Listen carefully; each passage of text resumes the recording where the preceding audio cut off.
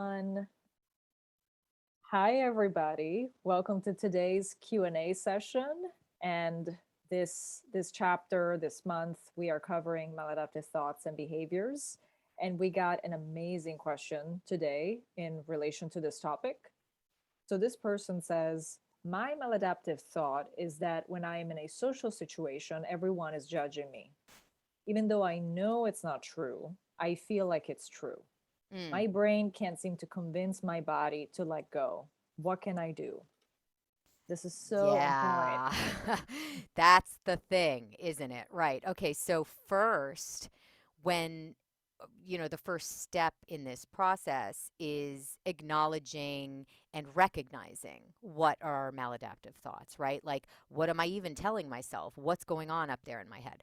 Okay. But once you've done that, and then once you've done the reframing process, like, okay, that's not serving me anymore. Can I restructure it into something that is more productive in my life? Okay, great. Then you do that. Hmm. But still, this is all going on up here, right? And for most of us, our bodies are still reacting to the original thought, the original truth, the original maladaptive thought. Absolutely. So there is this process then that needs to happen of connecting the thinking to the feeling. Yeah. So, yeah, that's a toughie. Okay, so you've been through the restructuring. Obviously, she knows because she said, Hmm. I know that this isn't Yeah. true, but I feel like it's true. Yeah. Okay, so this next step I would say would be take it into the body then. So now rather than doing this cognitive process, rather than, being all thinky, shut it down. And, if it helps to close your eyes, and then go into the body where it feels like that thought is true. So, what was it that everybody's judging me? Hmm.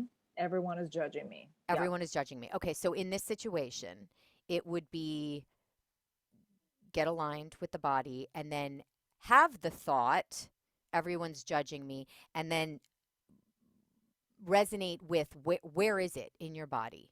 What does it feel like and where is it? Okay, so let's just take an example. Let's say it's in your gut and it's like this nervousness in your gut. Okay, Hmm. so rather than trying to think it away and saying, well, I know it's not true, don't even go there, go into the feeling and see if you can pull yourself, see if you can like walk right into the center of the feeling and just sit there for a minute and observe. Does the feeling have any kind of properties of like, does it have a color? Does it have a texture? Does it have a, a shape or form? Does it have a sound? And just kind of sit there in that feeling in your body and observe. Does it have movement? Is it stagnant? Is it compressing? Is it, like what's going on there? And then in that feeling, see if you can figure out when or where that started. And if you can't, that's okay. If it just feels like it's prehistoric, it's like since before I was born, I don't know when I picked this up. Fine, fine. But if you get any kind of visions or memories or sensations or anything where you feel like, oh, I suddenly feel like I'm 5. And I suddenly feel like I'm at that birthday party where all the girls were laughing at me or something, you Hmm. know? And just be open to whatever comes up there. So let's say, because this often happens, let's say that kind of a memory came up where you're at the birthday party and all the girls are laughing at you. And they are. Let's say they really are. So you latched on to that truth because it was a truth in the moment, but Hmm. then you made that your universal truth for every time. you're in a social situation, right? Yeah. So that became like the original core memory or belief of this, and then it gets reapplied and reapplied and reapplied every social situation you enter. And so your body then go back into the feeling. So let's say this is nervousness, and then it makes you want to just shut down. It makes you want to like hide and shut down. Then going back into the feeling, really examine how that's serving to help you in that moment, right? So let's say you're at the birthday party and the girls are talking about you and it makes you shut down. That's a defense mechanism. It's protecting you. Your body is protecting you from being exposed, from being vulnerable, from being seen, from whatever it is. The problem is, like, whatever it was protecting you from in that moment, now it keeps doing that and doing that and doing that. It keeps getting triggered every time you get into any other social situation because it thinks that's what it needs to do. Yeah. The problem here is that these social situations that you're in now are not that social situation. That was just generalized to be, your truth. Mm-hmm. Am I explaining Absolutely. this Perfectly. well? Okay.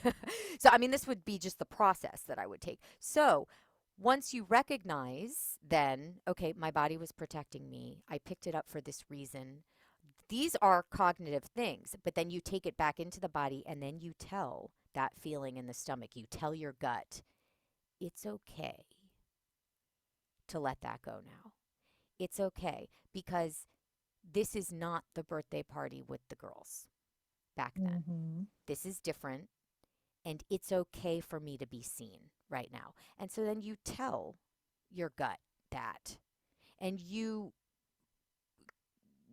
dialogue or commune or somehow align with the gut, really letting it know. And it might really help to put your hands on the Yeah. on the place in your body, and through your hands you can offer compassion and you can offer gratitude for your gut for protecting you, for your gut. But it's okay to let go of that behavior now. It's okay to let go of that feeling now. You tell your gut, I can actually feel it. I'm just talking about it now and I'm just like demonstrating, but I Mm-hmm. can I actually can feel feel it, it too. right? As I have my hands on my gut, I feel like my hands are offering compassion, and I actually feel like my belly area kind of like letting go, like, okay, it's okay, I don't have to hold on, right? Yeah. It's a really powerful exercise. So I would say if you take that process and you keep practicing that, because here's the thing is like your body is um uh trained, or it's trained itself to react in a certain way as this protective. So you're going to have to untrain it. So this doesn't just happen in one, like, oh, I just do Yeah. this once and it's solved. You're going to have to keep reminding your gut, oh, remember, it's okay. I can be vulnerable now. I can be seen Mm-hmm. now. It's actually safe. I'm not at the birthday party with the girls right now. Mm-hmm. It's okay. And you can try it out.